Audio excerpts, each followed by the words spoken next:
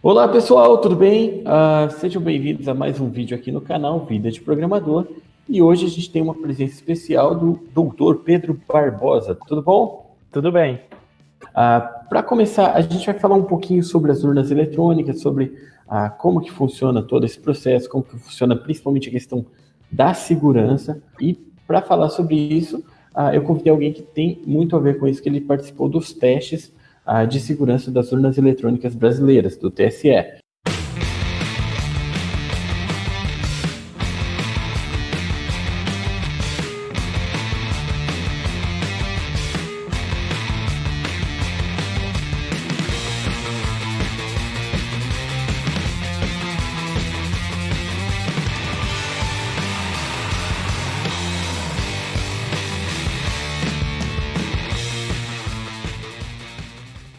Ninguém melhor para se apresentar do que ele mesmo.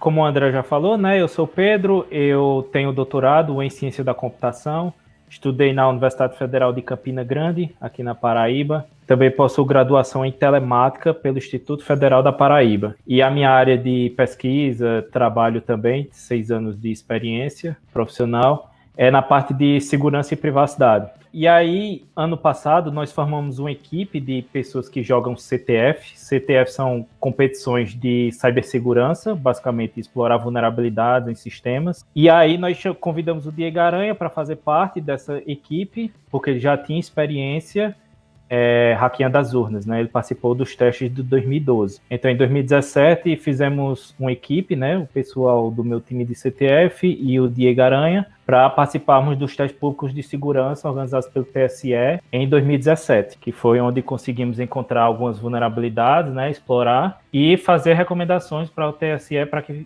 façam as devidas correções. Joia. Então você está por dentro dos últimos testes, dos últimos verificações da urna eletrônica, correto? Correto. Então, diz para mim assim, o primeiro teste que você participou foi esse de 2017 ou você participou de testes anteriores também? Não, só participei do 2017. E como você comentou, foi junto com o professor Diego Aranha, certo? Eu conversei com ele rapidamente até antes de fazer esse vídeo, ele passou o seu contato, e ele já tem experiência dos testes anteriores. Como que foi assim, essa questão de vocês aproveitaram relatórios dele nesses testes? O que vocês utilizaram de testes anteriores nesse? Tá, o principal achado do Diego Aranha em 2012 foi uma vulnerabilidade que permitia quebrar o sigilo do voto. Então, a urna ela tem um arquivo chamado RDV, que ela armazena os votos dos eleitores. Esses votos não são em sequência, eles são embaralhados, tá? Para que alguém que pegasse esse RDV e se ele fosse em sequência, se fizesse uma correlação, né, com os eleitores que estavam ali na fila, naqueles horários, aí poderia identificar em quem cada eleitor votou. Mas ele não era em sequência, ele era embaralhado. No entanto, a equipe do Diego Aranha em 2012 encontrou uma falha que era, para gerar os números aleatórios, estava usando o seed, né, a semente, que era o time, o tempo. Era muito fácil, mesmo que você não soubesse o tempo, né, era muito fácil fazer uma força bruta, algo assim, para inferir. Aí ele demonstrou isso, escreveu no relatório, o pessoal do TSE reconheceu e fizeram as correções. No entanto, tinha outra questão, que era o armazenamento inseguro de chaves criptográficas. Ele detectou isso, escreveu em relatórios, mas o pessoal do TSE passou todo esse tempo sem fazer essas correções, porque elas estavam hardcoded, embutidas no código-fonte, tá? Então, alguém que fizesse, por exemplo, engenharia reversa ali de um cartão de memória, que é o que permite fazer a carga na urna, poderia decifrar esse cartão, né? Porque a chave estava lá, às claras, então poderia ver todo o conteúdo do cartão. Isso foi reportado por Diego, mas não foi feita a correção, e aí em 2017 nós sabíamos disso, e aí partimos a partir daí. Legal. Só para a gente nivelar todo mundo, o processo de urna eletrônica no Brasil, vários que estão assistindo aqui já votaram, alguns acreditam que vão votar pela primeira vez ou ainda não vão votar, mas é aquele processo que a pessoa ela tem um contato inicial ali com o mesário, passa os dados dela no sistema, libera a votação da urna, a pessoa vota e pronto. Beleza. Como que funciona o processo daí com esses dados? Só assim, a parte de logística. Os dados, eles ficam na urna, depois eles são transmitidos, correto? O TSE tem toda a propaganda de que não é nada conectado.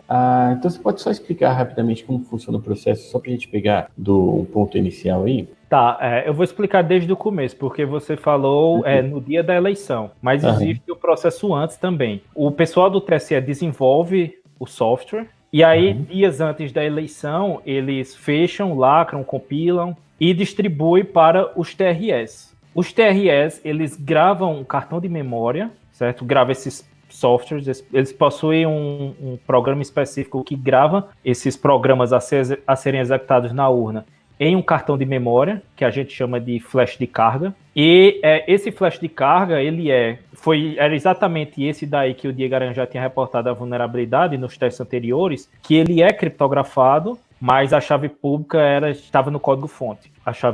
Era possível ver a chave no código-fonte, a chave de criptografar. Tá, mas aí, após terem esses cartões esses flashes de carga, é feita uma cerimônia chamada de carga da urna, em que técnicos dos TREs ou algumas equipes fazem a carga na urna, certo? Carregam todo o software na urna, que é um processo que demora em torno de 40 minutos, porque a urna faz vários testes de teclado, se a bateria está funcionando, mas isso todos os componentes. Então, ou antes ainda? Como? Essa carga é feita no dia da eleição? É antes, alguns dias antes. Bom, aí depois tem a eleição, como você já falou. No final da eleição, a urna imprime um papel chamado boletim de urna, tá? Que o mesário pega esse boletim de urna, cola na parede ou na porta, e aí as pessoas podem verificar. Ele possui um código, um QR Code, que aí é possível fazer uma auditoria disso daí, verificar se o agregado dos votos ali realmente foi contabilizado na totalização, do que está lá no servidor final, certo? Quando for, por exemplo, fazer a soma aí para presidente, enfim, de todos os candidatos. Então, nesse processo de transmissão, existe uma certa auditoria, porque você pode verificar se o que saiu da urna, pelo menos o que saiu da urna, com o que está lá na totalização, no servidor final, se realmente corresponde. Existem aplicativos que auxiliam aí você fazer essa verificação. O problema é que como garantir que o que o eleitor digitou na urna realmente está representado nesse boletim de urna, naquele papel que a urna imprimiu. Então, atualmente, no sistema de votação brasileiro, não tem nenhuma forma de fazer essa auditoria, porque é puramente eletrônico. No caso, a equipe de vocês teve acesso a tentar hackear, mas não teve acesso ao código-fonte. Antes dos testes públicos de segurança, nós tivemos alguns dias para fazer análise do código-fonte. Legal. Já posso falar dos nossos resultados durante os testes? Pode aproveitar, que aí a gente já viu o processo da eleição, então vocês fizeram um teste para hackear a urna, né? Fala pra gente só primeiro assim, esse teste, ele se baseia em que cenário? Seria um cenário simulando o dia da eleição, simulando o anterior, ou pega tudo? Primeiro, né, ele simula que o TSE é confiável, então você tem que confiar nos desenvolvedores, na equipe técnica do TSE, tá? Essa era a lógica. O sistema de biometria não entrava no escopo dos testes. E também ataques de DDoS, de tentar derrubar um servidor, algo assim, também não entrava nos testes. Dito isso, a gente sabia que hackear a própria urna, invadir a urna, era o que daria mais resultado, assim, que seria mais promissor também, justamente por conta daquela vulnerabilidade que o Diego Aranha já sabia, né, das chaves criptográficas que estavam às claras. Então, nós tivemos... e o escopo do teste poderia ser também desde a carga da urna, certo? Aquele processo de carregar os programas que vão ser executados na urna, até a hora da eleição. Então, tudo isso estava no escopo dos testes. Tá, legal. Então, a transmissão da urna para o servidor central não estava? Estava também. Entendi. Mas a gente sabia que, como tinha esse processo aí de verificar se um boletim de urna... Existe uma auditoria aí, tinha esse processo de transparência, de verificar. Então ela não causaria tanto impacto quanto se a gente realmente hackeasse a urna. Se a gente conseguisse mudar na totalização, inclusive a gente até tinha planos de teste para isso, mas nós não avançamos nele, mas se nós conseguimos hackear o servidor que faz a totalização, depois isso o TSE, né, poderia argumentar que fazendo a verificação com os boletins de urna, por exemplo, poderia identificar a adulteração. Entendi. Tá? Agora, se nós hackeássemos a urna de fato, interferíssemos, por exemplo, no voto do eleitor, aí o TSE não teria nenhum argumento. Tá? Entendi. E foi isso que nós fizemos, que nós conseguimos. Porque então, nós conseguimos execução de código arbitrário na urna eletrônica. Então pode aproveitar e pode explicar pra gente, que acho que é a parte que dá mais curiosidade. Tá. Aproveitando que você é programador, o público entende um pouco de programação. Como eu já falei, né, esse cartão de memória, que faz a carga dos programas na urna, ele é criptografado. Durante a inspeção de código, o TSE disse que propositalmente iam remover as chaves criptográficas do código-fonte. Então, nós íamos poder fazer análise de código, mas eles teriam removido as chaves criptográficas. No entanto, existia, de fato, analisando o código-fonte, nós vimos que elas não estavam lá. Quando a gente estava no processo de análise de código, nós verificamos que tinha outras versões de código lá, que o TSE esqueceu, outras versões da urna, e aquela chave criptográfica que nós estávamos atrás estava nessa outra versão. Eles não esperavam que mesmo pacote. Isso. Em um backup, por exemplo, um zip, lá na base de código deles. Nós vimos essa chave lá, mas nós não tínhamos certeza se ela era a que era usada na urna de fato, porque eles poderiam ter mudado, enfim. E isso nós só saberíamos durante os testes. Durante os testes, a gente podia também fazer uma inspeção de código, tá? Mas o ambiente ele era bem restrito. A gente não podia, por exemplo, copiar algo em papel que estava lá na parte de inspeção de código e levar para a área de testes, por exemplo, para copiar a chave que nós tínhamos encontrado lá. Não podíamos fazer isso. Então, nós decoramos byte a byte e fomos levando lá para o ambiente de testes. Fizemos um script em Python e rodamos em uns stubs que nós encontramos lá, uns sistemas de arquivo que nós encontramos, e realmente funcionou. Conseguimos ter acesso ao cartão de memória descriptografado e os programas que rodavam na urna. Tá? Então, esse foi nosso primeiro achado. Já era uma vulnerabilidade, enfim. E só uma coisa que eu esqueci de perguntar. Quanto tempo total de teste que vocês tinham? Era uma semana, mas no primeiro dia ele era só também para revisão de código. Tá? É porque se eu não me engano, tiveram 3 dias antes dos testes mesmo. Tivemos 3 dias para revisar código. Na semana dos testes, a segunda também era para revisar código e configurar um ambiente. Pedir mais um computador, por exemplo, mais uma urna, algo do tipo. E a partir da terça-feira até a quinta, que era para realizar os testes de fato, os ataques. Poderíamos pedir também para estender até a sexta-feira, e nós fizemos isso. Nós pedimos, então os testes foram até a sexta-feira. Tá, e quanto tempo demorou para vocês chegarem nesse ponto aí que você falou que vocês encontraram a chave e conseguiram acesso aos programas? Na terça-feira nós já estávamos com acesso aos programas. Porque nós, durante a inspeção de código, nós já estávamos preparando todo esse ataque. Inclusive, esse script em Python, ele já estava pronto na própria inspeção de código. Só que durante os testes mesmo, foi que colocamos ele para funcionar e até melhoramos. Porque antes ele fazia uma chamada de processo para cada bloco que ele precisava decifrar. Mas aí a gente conseguiu colocar uma máquina, um Kali, instalamos uma máquina virtual Kali nas máquinas de teste, e já tinha algumas bibliotecas como PyCrypto, enfim, aí nós conseguimos agilizar bastante o processo. Porque só utilizando os programas, as máquinas que o TSE disponibilizava, estávamos tendo muita dificuldade, assim. Não tinha um editor de texto bom, não tinha o VIM, e a gente também não tinha acesso à internet para poder instalar. Mas e aí, seguindo então, vocês criptografaram? E aí, quebramos essa questão da confidencialidade do cartão de memória, mas, teoricamente, os programas ali, a gente não poderia adulterá-los para rodar na urna. A gente conseguia ver os programas, os binários a serem executados na urna, mas a gente não podia alterá-los, porque existia um esquema de assinatura digital. A urna verificava a integridade daqueles programas se eles realmente foram produzidos pelo TSE, se eles foram assinados digitalmente pelo TSE.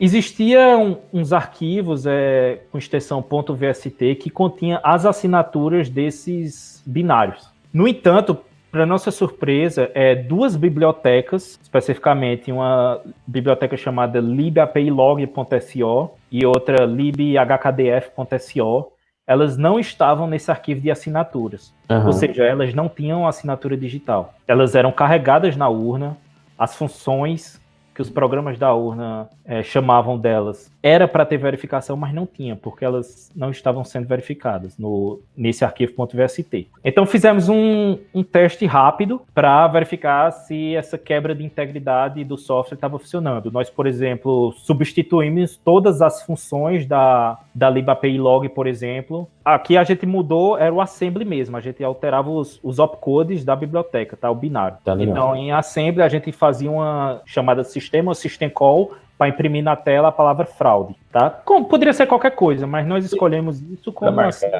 para marcar isso. E aí, todas as funções agora da libaplog, se uma delas fossem chamadas, imprimiria na tela a palavra fraude, enquanto a urna tivesse estivesse ligando, porque era uma tela preta e fica subindo os textos, né? E logo em seguida também, depois de imprimir a palavra fraude, nós demos um exit, para que travasse ali na parte de fraude. E foi isso que aconteceu. Carregamos o software na urna e imprimimos na tela fraude.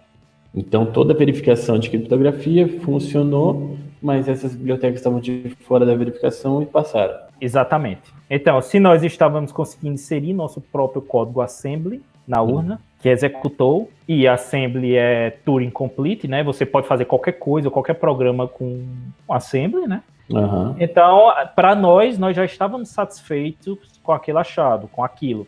Provamos que tínhamos total controle sobre a urna. Invadimos a urna.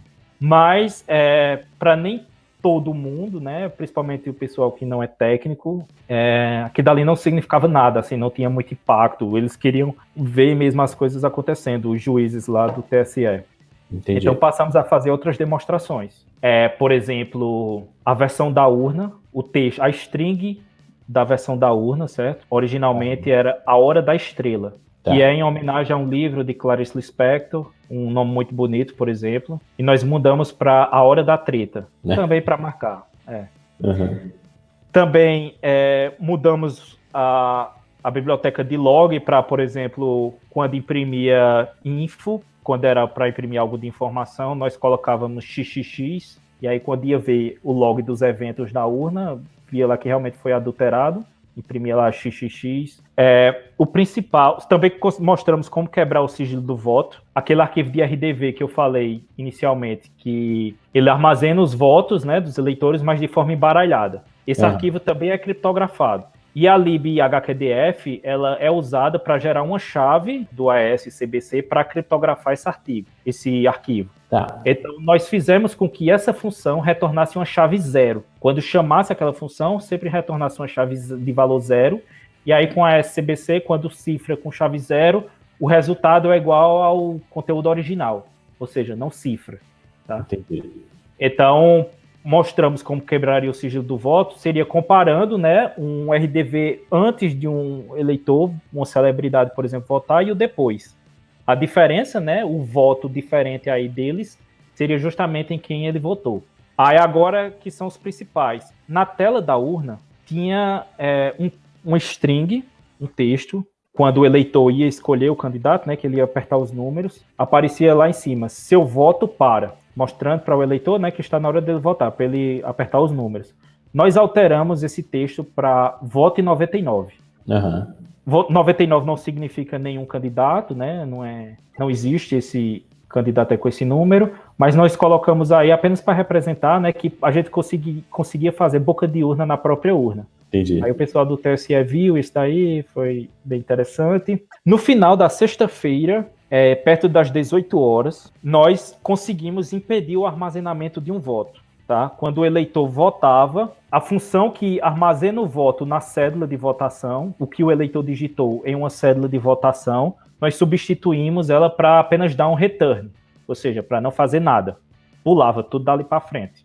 Aham. E aí aconteceu que realmente o voto não foi armazenado, mas logo depois a urna detectou que a cédula estava vazia e mostrou na terra. Erro de inconsistência, cédula vazia. Entendi. Entendeu? Então o pessoal do TSE viu isso, ok, perfeito, mas isso aí já era perto das 18 horas. Aham. Já estávamos com o ataque pronto para que, ao invés de impedir o armazenamento, ao invés de dar só um return na função, nós agora iríamos adulterar o voto. Só modificar o valor antes de armazenar. Esse Sim, ataque estava a pessoa pronto. votaria em um, você salvaria outro. Exatamente. Porque tinha alguma verificação lá, né, de erro, algum try catch, algo do tipo, algum if, que verificava se a cédula estava vazia ou não. Como nós impedimos o armazenamento, aí o erro foi disparado, tá? Sim. Então, se ao invés de não armazenássemos, se nós armazenássemos outro valor, o de outro candidato, então daria certo. No entanto, 18 horas em ponto, a regra era clara, que os testes acabaram às 18 horas. O pessoal do TSE não deixou que nós testássemos esse último ataque. Entendi. Nós pedimos para que deixássemos, mesmo que deixasse mais tempo, né? Mesmo que não entrasse no relatório final, porque nós tínhamos curiosidade sobre aquilo dali. Nós queríamos falar para os nossos filhos, nossos netos, nossos amigos, enfim, sobre o que nós conseguimos, mas eles não deixaram. Foi como aquele programa do MasterChef, que quando termina assim, todo mundo tem que levantar as mãos para cima assim e acabou.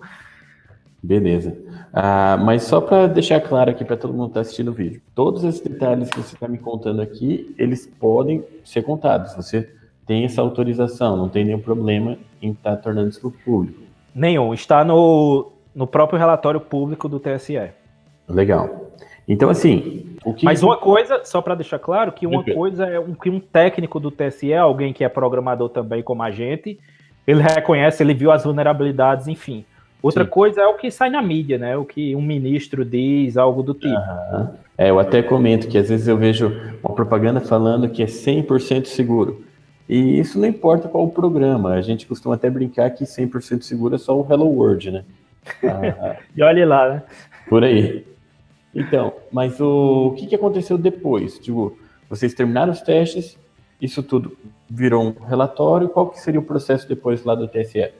O TSE ele chama a gente novamente para refazer os mesmos testes que nós fizemos em dezembro de 2017. Então, esse reteste foi em maio desse ano, basicamente para verificar se as nossas recomendações elas foram de fato implementadas, se as vulnerabilidades ainda estão lá ou não, coisa do tipo. Então, essas vulnerabilidades que nós encontramos, elas não estão presentes nessas eleições de agora, de 2018, não. Então, aquele código de backup que tinha chave já não estão mais, tudo isso aí não está mais. Não, essa questão do código de backup foi vacilo deles, né? Foi um erro operacional para a inspeção de código.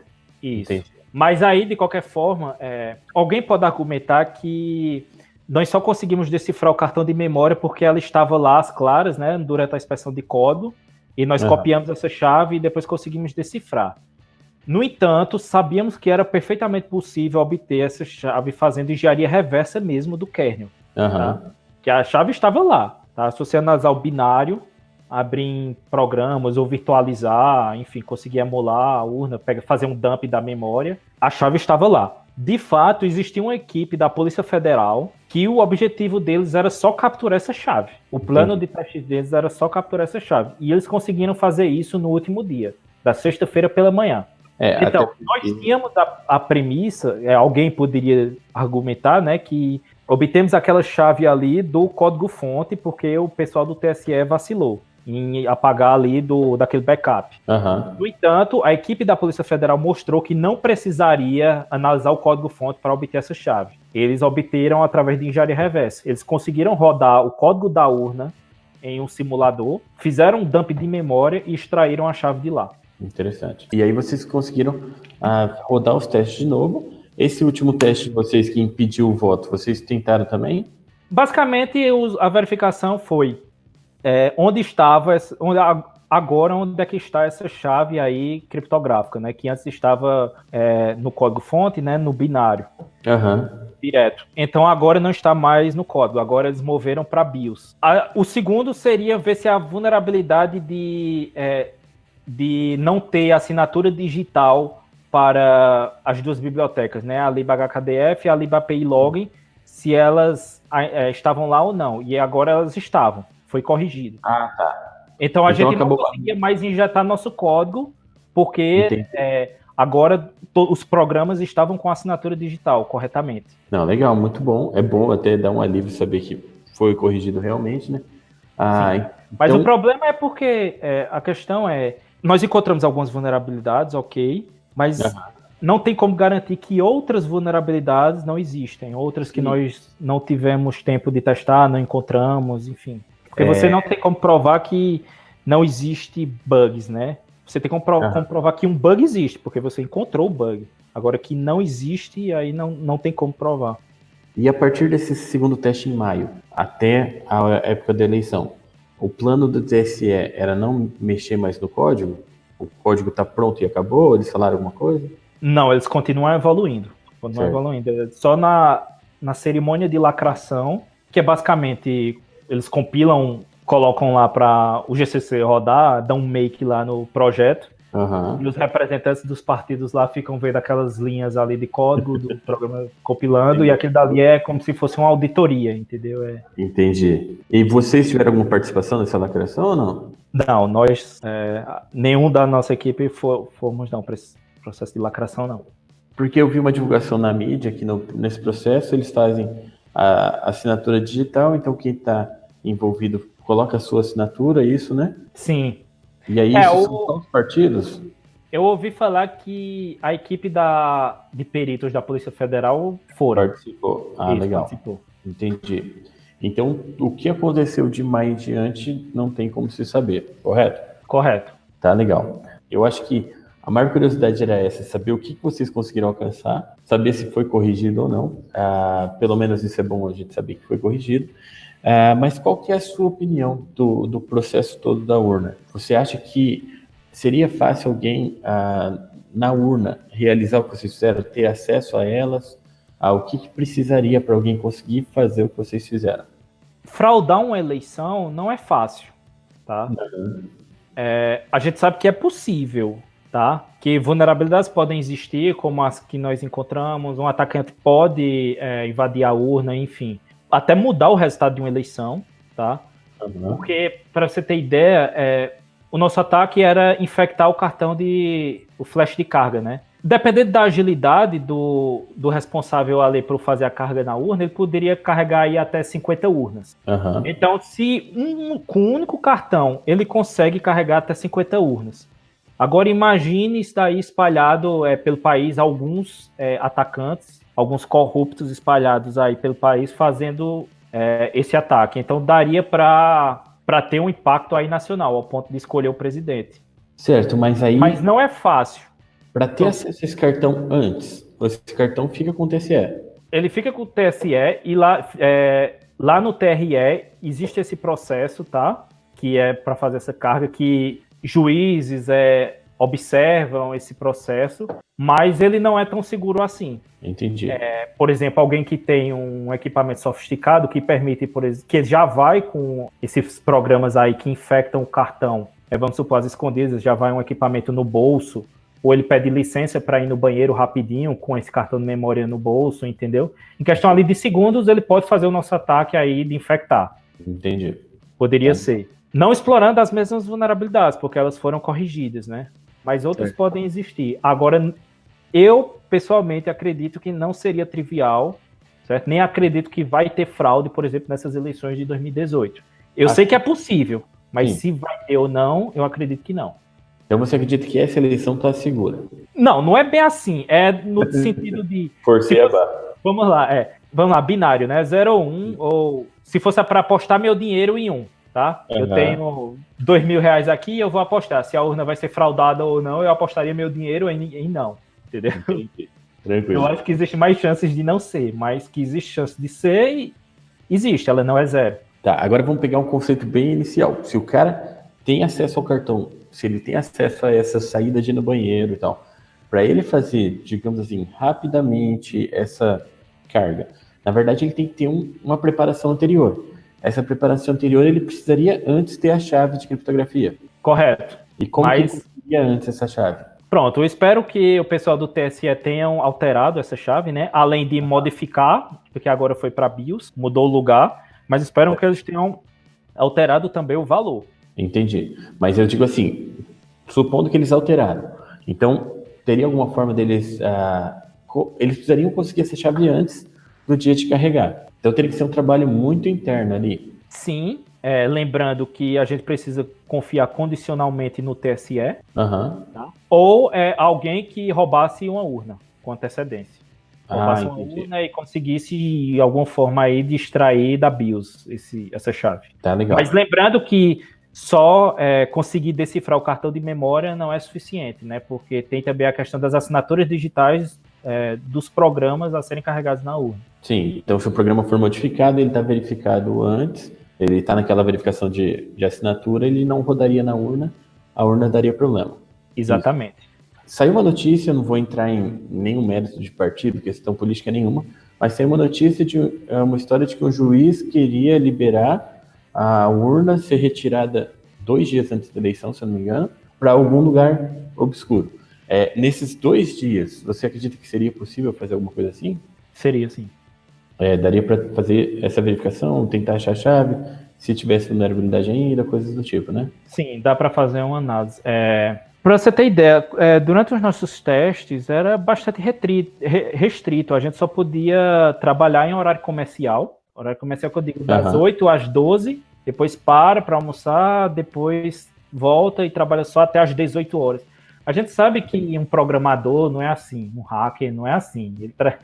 O horário que ele mais produz é à noite, madrugada, finais de semana, enfim. E não é uma pessoa só, né? Exatamente.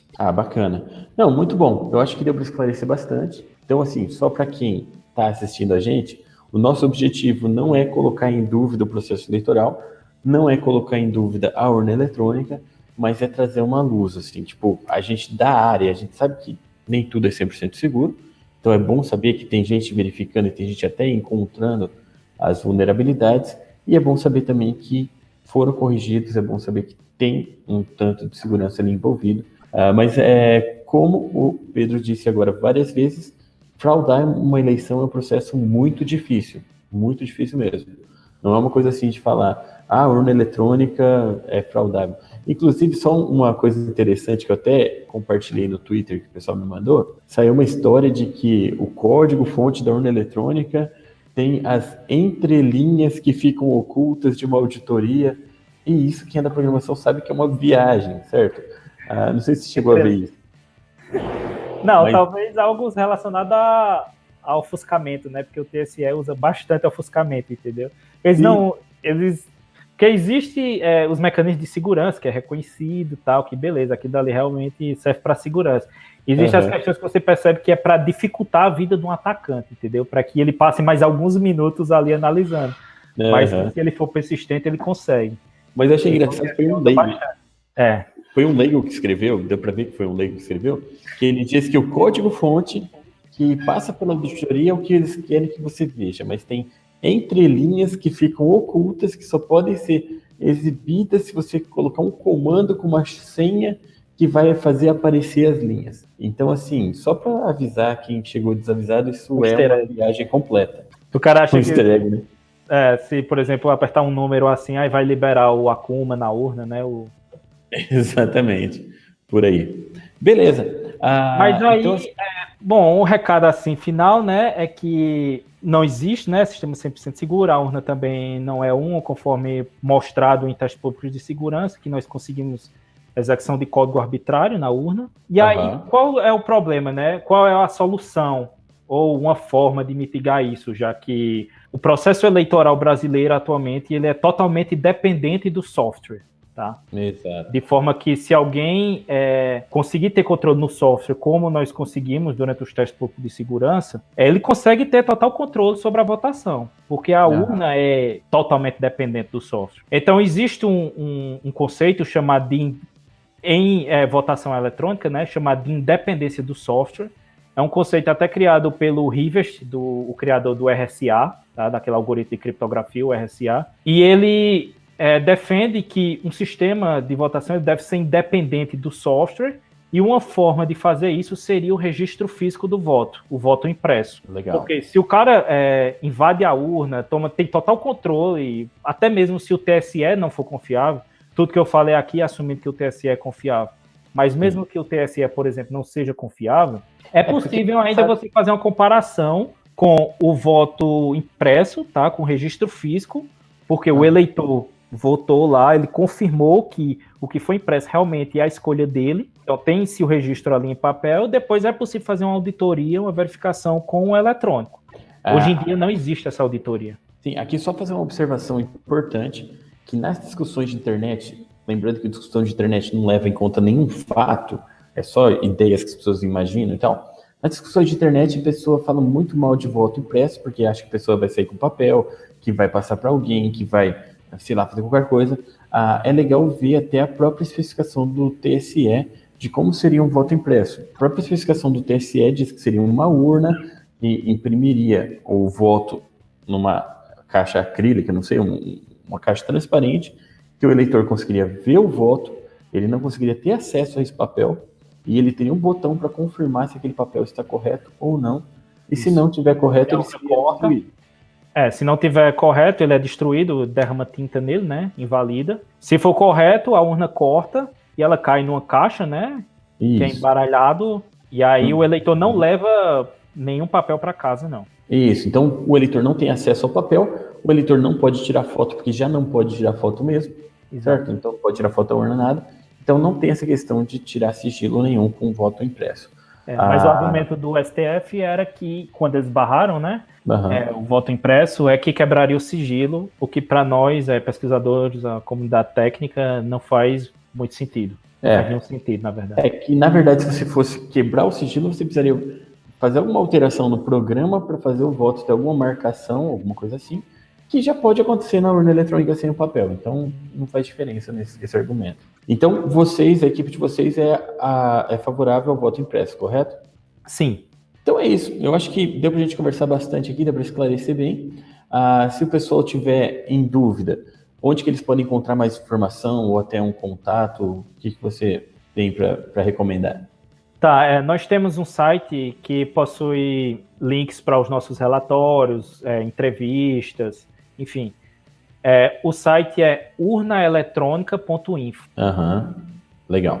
Então urnaeletronica.info. Lá tem, por exemplo, um artigo que nós acabamos de publicar. O título do artigo é Execução de Código Arbitrário na Urna Eletrônica, que tem bastante conteúdo técnico, tá? O pessoal que quiser saber mais a fundo os detalhes de como foram nossos ataques, esse artigo tem, e ele vai ser apresentado agora em outubro, tá? Em Natal, no Simpósio Brasileiro de Segurança e Computação, tá? No SBSEG.